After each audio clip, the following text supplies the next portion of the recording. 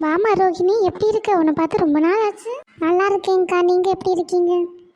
கடவுள் புண்ணியத்தில் நல்லா இருக்கேன். அது சரி, நீ என்ன இவ்வளோ சோகமாக இருக்க?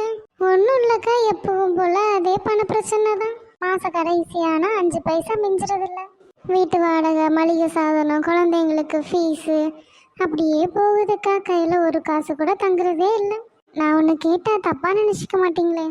என்ன கேட்க போகிறோன்னு எனக்கு நல்லாவே தெரியும். 6 மாதத்துக்கு முன்னாடி வரைக்கும் எவ்வளோ வறுமையில் இருந்தீங்க, இப்போ உங்களுக்கு மட்டும் எவ்வளோ ஆசீர்வாதங்கள் எப்படின்னு தானே கேட்குறேன். ஆமாக்கா, ரொம்ப நாளைக்கு முன்னாடி ஒரு கிறிஸ்டியன் மெசேஜ் கேட்டேம்மா. உன் பொருளாலும் உன் எல்லா விளைவின் முதற் பலனாலும் கர்த்தரை கனம் பண்ணு. நீதிமொழிகள் 3:9. அப்பொழுது உன் களஞ்சியங்கள் பூரணமாய் நிரம்பும், உன் ஆலைகளில் திராட்சை ரசம் புரண்டோடும். தேசத்திலே நிலத்தின் வித்திலும் விருட்சங்களின் கனியிலும் தசம பாகம் எல்லாம் கர்த்தருக்குரியது, அது கர்த்தருக்கு பரிசுத்தமானது. அந்த மெசேஜில் என்ன சொன்னாங்கன்னா, உங்களுக்கு எவ்வளவு சம்பளம் வந்தாலும் சரி, 1000, 2000, 10,000, 20,000, அதில் 10ல் ஒரு பகுதியை கடவுளுக்குன்னு எடுத்து வச்சுட்டு மற்றது செலவு பண்ணுங்க. அதுக்கப்புறம் பாருங்க, கர்த்தர் உங்கள் களஞ்சியங்களை பூரணமாக நிரப்புவாருங்க. நானும் ஒவ்வொரு மாதமும் அதை நினைப்பேன். ஆனால் கடவுளுக்குன்னு எடுத்து வச்சுட்டு அதுக்கப்புறம் என் பிள்ளைங்க படிப்பு செலவு, வீட்டு வாடகை எதுவுமே கட்ட முடியாத சூழ்நிலை எனக்கு நல்லாவே தெரியும். அதனால நான் அதை பண்ணுறதே இல்லை. கடவுளுக்குன்னு எந்த காசும் எடுத்து வைக்கலனாலும் பாதி மாதத்துக்கு மேலே எந்த காசும் கையில் நிற்கிறது இல்லை.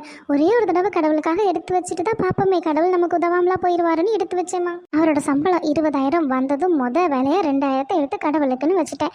அதுக்கப்புறம் மிச்ச காசில் தான் அன்னைக்கு மாதத்தை ஓட்டிக்கிட்டே இருந்தோம். பாதி மாதத்துல காசும் தீந்துருச்சு. என்ன ஒரு ஆச்சரியம், திடீர்னு எங்கள் தூரத்து சொந்தக்காரங்க ஒருத்தங்க வீட்டுக்கு வந்தாங்க. உங்கள் குழந்தை பர்த்டேக்கு கூப்பிட்டுருந்தீங்க, வர முடியலைங்கன்னு சொல்லி 5,000 குழந்தை கையில் கொடுத்துட்டு போயிருந்தாங்க. அதுக்கப்புறம் தவறாமல் எவ்வளவு சம்பளம் வந்தாலும் அதிலிருந்து ஒரு 10ல் ஒரு பகுதி எடுத்து நான் கடவுளுக்காக வச்சிருவேன். ஒரு மாதம் கூட என்னை திண்டாட தேவன் விட்டதே இல்லை. 10ல் ஒரு பகுதி எடுத்து வச்ச காசை காணிக்க போட்டுருவீங்களாக்கா? இல்லைம்மா, ஏதாவது ஏழை பிள்ளைங்களுக்கு உதவுறது என்னால் முடிஞ்ச சின்ன சின்ன உதவிகளை செய்வேன். அந்த காசில் செய்யும் போது மனசுக்கு திருப்தியாக இருக்கும். நான் எப்போ கடவுளுக்காக 10ல் ஒரு பகுதி எடுத்து வைக்க ஆரம்பிச்சினோ அப்போலேருந்து எங்களுக்குள்ள படிப்படியான வளர்ச்சிகள் தெரிய ஆரம்பிச்சிது. என் கணவரோட ப்ரமோஷன், அப்புறம் எனக்கு வேலை, எல்லாத்தையுமே தேவன் ஆசீர்வதிக்கையும் உனக்காக எவ்வளவு சம்பளம் உன் குடும்பத்தில் கிடைக்குதோ அதில் 10ல் ஒரு பகுதியை கடவுளுக்காக எடுத்து வச்சுட்டு மிச்ச காசில் கடவுளே எங்கள் குடும்பத்தை எப்படியாவது நீங்கள் தான் நடத்தணும்னு தேவன்கிட்ட உங்களை ஒப்பு கொடுங்கம்மா. எல்லா வறுமையும் மாறும். தேவன் நம்மளை ஆசீர்வதிக்க எப்போவுமே சித்தமாக இருக்காரு. அதுக்கு நம்மளும் கொஞ்சம் இடம் கொடுக்கணும். நானும் கண்டிப்பாக பண்ணுறேங்க்கா. உங்கள் வாழ்க்கையிலையும் வறுமை, கடன், கஷ்டங்கள், எவ்வளவோ போராட்டங்கள் இருக்கும் இல்லையா?